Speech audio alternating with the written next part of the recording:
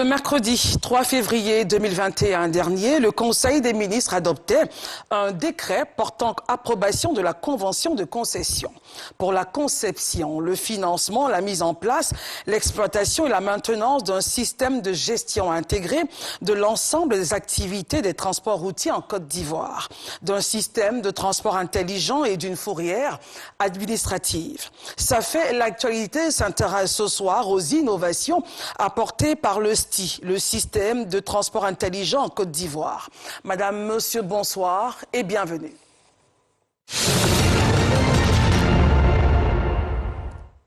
Comment les professionnels du secteur observent-ils ces changements en matière de sécurité routière? À ce sujet, notre reporter Ahmed Traoré a recueilli les avis de Abdoulaye Touré, président du Comité national de facilitation des transports et du transit inter-État, et Ibrahim Diaby, directeur général du Haut Conseil du patronat routier. Reportage. En matière de sécurité routière, en matière de fluidité routière, il y a beaucoup d'innovations. Les technologies de l'information et de la communication se sont invitées dans le domaine du transport et cela s'est traduit par l'existence de plusieurs innovations, notamment les panneaux à messages variables, la possibilité de porter des messages en temps réel aux usagers de la route, les caméras pour la vidéosurveillance et la vidéoverbalisation, les messages d'alerte et puis les applications de mise en relation client-opérateur. Ensuite, il y a la réduction des courses à vide pour ceux qui font le transport en commun. Parce qu'aujourd'hui, en ville, sans les technologies de l'information qui permettent aux clients de commander un véhicule, les usagers, les opérateurs roule à vide. Donc ça améliore pour ces opérateurs la productivité de leur entreprise et ça permet également de sécuriser les recettes pour les usagers. Ça réduit les temps d'attente des usagers dans les arrêts, etc. etc. Donc c'est vraiment une avancée importante pour les usagers, aussi bien pour les opérateurs. En termes d'innovation, effectivement, sur les grandes routes ivoiriennes aujourd'hui, ce sont des grands autocars équipés de toutes les commodités. La deuxième chose, c'est la volonté donc, des transporteurs de s'inscrire dans l'esprit de la professionnalisation initiée par le gouvernement et mis en œuvre en ce moment par le ministère des Transports. Ce qui se traduit par cette formation, cette volonté d'aller dans les sessions de renforcement des capacités, aussi bien des conducteurs routiers que des chefs d'entreprise eux-mêmes. Une autre chose qui peut marquer une innovation, c'est cette volonté aussi des acteurs du secteur du transport de tout mettre en œuvre pour que les préoccupations que nous avons soient exprimées à chaque mois, notamment les préoccupations liées donc, aux constructions des infrastructures telles que les gares routières qui font grandement défaut aujourd'hui. Et ce qui est bien, c'est que les projets sont déjà en cours auprès du ministère pour que cela devienne un mauvais souvenir. Voilà, merci d'être avec nous, chers téléspectateurs. Pour parler donc de ce sujet, nous recevons pour vous M. Koné Ibrahim, directeur général de Kipus Afrique. Merci d'avoir accepté notre invitation. Alors, en quoi consiste le système de gestion intégré? Le système de gestion intégrée des activités de transport routier a été mis en place en Côte d'Ivoire depuis 2013. Il s'agit essentiellement d'améliorer significativement la qualité de service rendu aux populations, à tous les demandeurs de documents administratifs de transport. Donc il s'est agi d'abord de mettre en place une plateforme technologique qui permet une gestion en temps réel sur l'ensemble du territoire national. Donc que vous vous trouviez à Mans, à Danané, à Bengourou, vous avez la même qualité de service et les mêmes prestations. À cette plateforme technologique, l'État a souhaité donc mettre en place ce qu'on appelle les centres de gestion intégrés du ministère des Transports qui est une plateforme administrative donc où tous les intervenants dans la chaîne de valeur sont présents dans le même espace de façon donc à raccourcir les délais. Troisième composante, c'est la constitution d'une base de données qui va donc regrouper toutes les informations liées aux conducteurs en Côte d'Ivoire, aux véhicules, donc à travers le registre des véhicules et aux entreprises de transport. Voilà de façon résumée ce que c'est que le système de gestion intégrée SGI. Pourquoi il est important pour la Côte d'Ivoire de se mettre à jour avec ce système? Je pense que l'État avait pour préoccupation d'abord de moderniser l'administration des transports, donc de proposer un certain nombre de solutions. Vous savez que avant la mise en place de ce dispositif, les populations étaient amenées à attendre souvent pour des délais de 6 mois, voire 1 an pour obtenir leurs documents administratifs de transport. Qui, pour certains, n'étaient pas biométriques.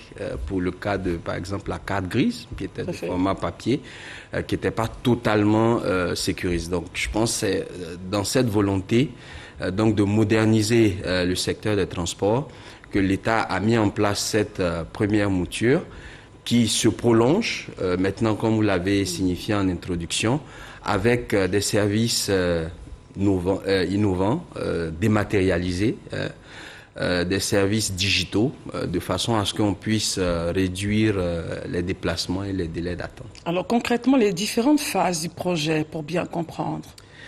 Alors donc, vous posez là donc la question de la deuxième couche qui est venue se rajouter au SGI, qui est donc le système de mobilité intelligent, SMI.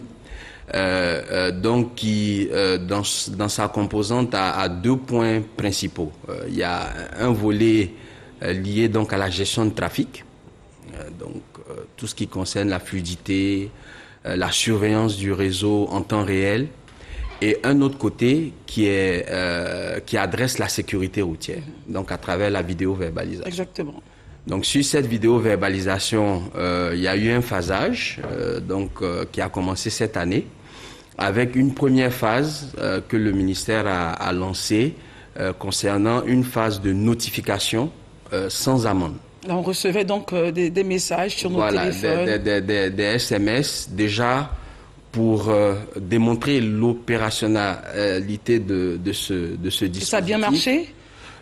Ça a été un test très intéressant parce que d'abord les populations ont pu se rendre compte effectivement que le système fonctionnait. Dans la même veine, ça a soulevé un certain nombre de questions qui sont importantes à régler, notamment les questions liées à l'incivisme sur la route. Vous savez que l'incivisme sur la route, ce n'est pas seulement le fait de mal se conduire ou de ne pas avoir une conduite en respectant le code de la route, mais par exemple, je vous dirais que c'est être incivique de rouler un véhicule sur lequel donc vous n'êtes pas propriétaire, par exemple. Donc vous avez un véhicule que vous avez acheté, mais vous n'avez pas fait de mutation. Le véhicule n'est pas à vous. Donc c'est de l'incivisme. Je dirais également pour les questions de plaques d'immatriculation, on se rend compte dans la circulation que beaucoup de véhicules circulent sans plaque ou circulent avec des plaques défectueuses, illisibles, c'est aussi de l'incivisme. Donc cette phase test a permis de remonter toutes ces problématiques et une vaste campagne de communication a été lancée. Alors essayons de décrypter un peu la phase test. Alors, en termes de décryptage, c'est l'ensemble des fonctionnalités. Donc, il y a 8 axes qui ont été couverts au niveau du Grand Abidjan. Ces axes-là ont permis de gérer dans un exemple d'axe, par exemple. Le boulevard de France, par exemple, non loin de l'université, vous avez des radars là, à la descente du pont Félix Houphouët-Boigny, sur le VGE. Donc, il y a un certain nombre de sites. Et on a communiqué, le ministère a communiqué abondamment sur ces sites, déjà pour bien faire comprendre que l'objectif, c'est d'impulser un changement de comportement. Qu'il y a des radars à ces niveaux-là. Au niveau des populations, qu'il y a une prise de conscience pour donc avoir un comportement beaucoup plus civique. Est-ce qu'en feedback, vous avez vraiment le changement de comportement malgré la présence de ces radars? Ça a commencé.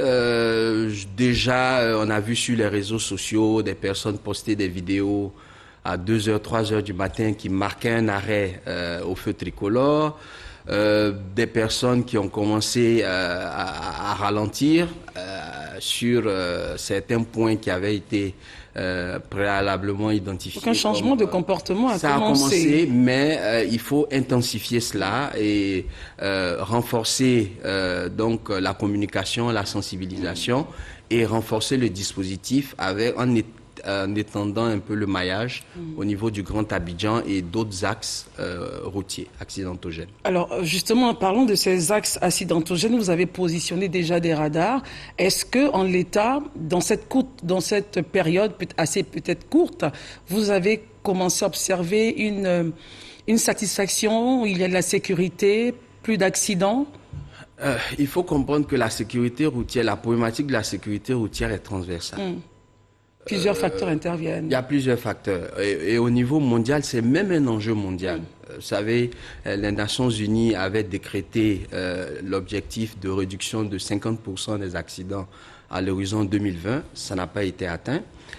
Donc, tous les gouvernements sont dans ce processus continu de faire baisser les accidents, de faire baisser la gravité des accidents, de mettre en place des dispositifs qui permettent d'avoir une prise en charge rapide lorsqu'il y a des cas de sinistres. Donc on observe, il y a une tendance, mais c'est un ensemble de mesures donc portées par le ministère des Transports à travers une stratégie nationale donc de sécurité routière qui va donc se déployer. Alors aujourd'hui, on ne pourra plus être libre après avoir commis un délit sur la route. On ne pourra plus s'enfuir. Vous pourrez compter en tout cas sur la puissance publique pour vous rappeler qu'il faut bien vous comporter sur la route à travers donc les différentes amendes et d'autres dispositions qui sont prévues donc au niveau des textes qui sont en train d'être analysés et qui seront pris. Et à l'entrée en vigueur effectivement donc de la vidéo-verbalisation, je dirais qu'il sera un peu compliqué de mal se comporter sur la voie. Et de s'enfuir, comme on le voyait auparavant. On vous retrouvera. C'est clair. Alors justement, parlons de la vidéo-verbalisation. Comment le processus marche-t-il? Très simplement, vous avez donc des équipements radars qui sont situés sur un certain nombre de points stratégiques. Pour ce qui concerne ce projet, en collaboration avec les différents services techniques, notamment l'Office de sécurité routière et les autres administrations, 84 sites accidentogènes ont été identifiés. Donc, ce sont des points noirs qu'il faut traiter. Et donc, ces points-là auront des radars. Exemple de sites accidentogènes, s'il vous plaît. Il y avait à l'époque le fameux carrefour qui est devenu carrefour de la vie. Il y a un certain nombre de points au niveau, par exemple, de la commune d'Adjamé. Donc, il y a 84 sites qui sont connus et qui ont été répertoriés grâce au service de l'Office de sécurité routière, de police, qui seront traités. Donc, il y a déjà ces dispositifs qui sont placés sur ces lieux. Ces dispositifs, donc, sont, pour ne pas utiliser des termes techniques, sont dotés de ce qu'on appelle des systèmes de lecture automatisés de plaques d'immatriculation, SLAPI. Ce qui veut dire? Donc, ils ont la possibilité, lorsqu'il y a un incident, donc l'excès de vitesse, par exemple, qui a été programmé au niveau de la caméra, qui est constaté, donc de capter votre plaque d'immatriculation, de remonter cette information au niveau du centre de contrôle opérationnel, de comparer cette information avec la base de données que nous avons. Et de vous retrouver. Donc, d'avoir toutes vos informations, toutes les informations liées à ce véhicule et de vous notifier dans un premier temps par SMS. C'est une innovation ivoirienne. Dans les autres pays, notamment en Europe, on ne voit pas de notification par SMS. Donc, il y a cette première notification avec un lien qui vous permet d'aller sur le e-service.cgi.ci pour avoir toutes les informations liées à cette infraction que vous venez de commettre. Donc, ou la photo, ou la vidéo, lorsque vous avez activé votre compte, et de pouvoir faire le paiement de l'amende liée à cette infraction. Vous avez dit, bien sûr, activer votre compte, ce qui veut dire que tous les automobilistes devront avoir un compte avec vous. C'est une facilité qui est donnée aux populations parce qu'il y avait ce besoin de transparence que les populations ont exprimé en disant, voilà, j'ai commis une infraction, on me flash sur la route, j'ai pas la photo, j'ai aucune preuve.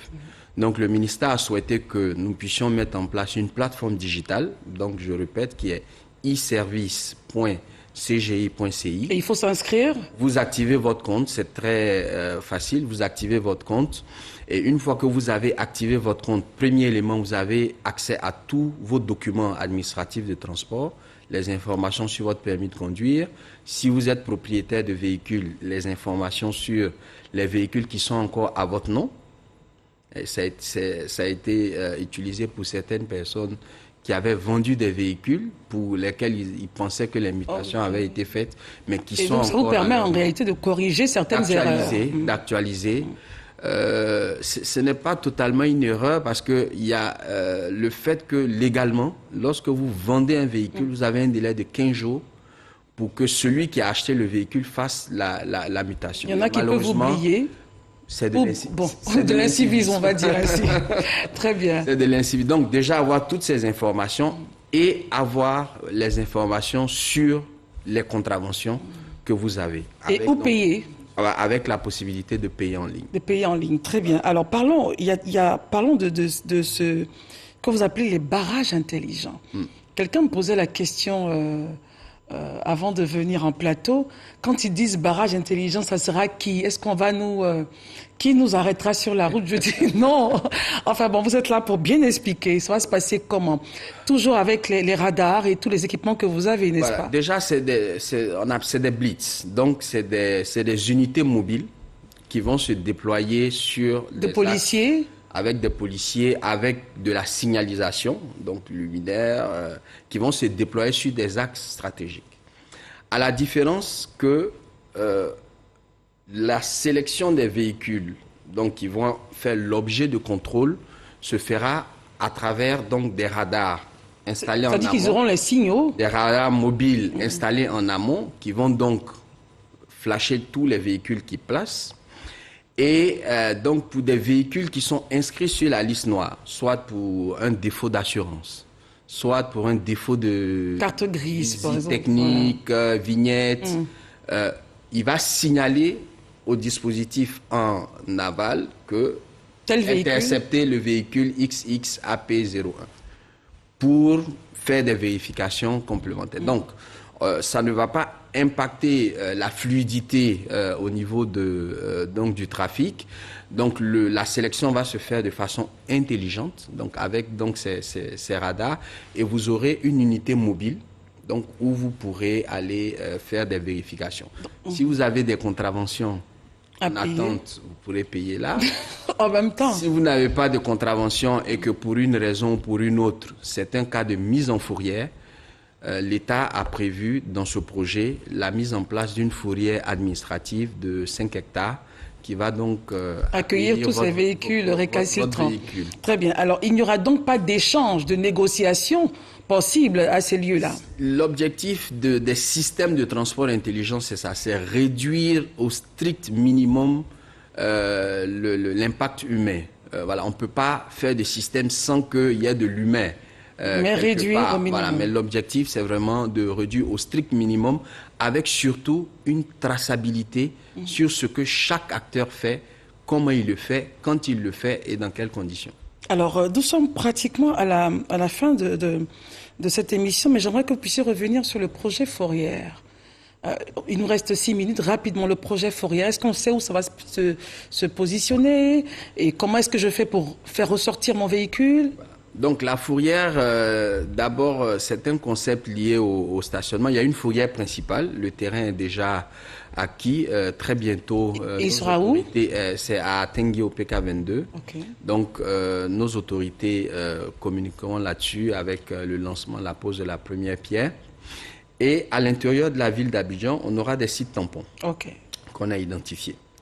Donc c'est une fourrière classique qui va donc lorsque vous êtes dans des cas d'enlèvement d'office et donc de mise en fourrière, sera liée à des véhicules, comme vous avez là en arrière, des véhicules modernes, comme on voit dans les pays développés, pour que les enlèvements se fassent le plus rapidement possible. Et quand vous réglez tout ce qu'il y a à régler, vous pouvez aller récupérer votre véhicule. Avec l'obligation, dans un cas par exemple, où il y a un défaut qui est constaté sur le véhicule, donc de régler, de rectifier.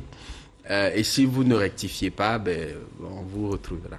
Très bien. Alors, notre émission est terminée. C'est passé très vite. Est-ce que vous avez un mot de fin et surtout ne pas oublier le numéro du centre d'assistance? Alors, ce que je dirais, c'est qu'il faut accompagner cette initiative du ministère des Transports dans le cadre donc de Stop à l'incivisme, faire tout pour donc régulariser toutes les situations liées aux défauts de mutation, liées aux problèmes de plaques d'immatriculation défectueuse, et n'hésitez pas à appeler donc notre centre d'assistance au 1302. Vous aurez une équipe donc pour répondre à vos différentes interrogations. Est-ce que nous avons également une équipe en charge du contentieux rapidement? L'objectif du centre d'assistance est effectivement d'arriver à adresser toutes ces problématiques, vous donner donc des informations, mais également vous orienter. Il y a des niveaux d'intervention à ce niveau qui sont prévus. Très bien. Je rappelle que le centre d'assistance, pour tous ceux-là qui voudraient poser des questions ou qui ne sont pas d'accord, comme l'a dit le directeur général, pouvez appeler au 1302 sur tous les réseaux. Le numéro est joignable. Voilà, le numéro est joignable. Et il faut insister sur le fait que donc, nous sommes encore dans cette phase donc, de test et l'entrée en vigueur se fera donc après une annonce de nos autorités respectives. Très bien. Merci à vous d'être venu, monsieur le directeur général. Merci beaucoup. Je rappelle que nous recevions monsieur Koné Ibrahim, directeur général de Kipus Afrique, pour parler d'innovation en matière de sécurité routière. Alors, en Côte d'Ivoire, le projet système de gestion intelligent, c'est cela, j'ai bien dit, hein? De transport intelligent, pardon, est une solution technologique qui vise à améliorer la sécurité routière et à équiper l'administration d'outils performants en matière de maîtrise de la mobilité des personnes et des biens sur l'ensemble du territoire national. Avec le concours et la bonne collaboration de tous, cet instrument permettra de réduire et pourquoi pas de faire disparaître l'incivisme, mais également favorisera la tranquillité des voyageurs sur nos routes. Merci de nous avoir suivis. Les programmes continuent sur RTI 1. Bonsoir.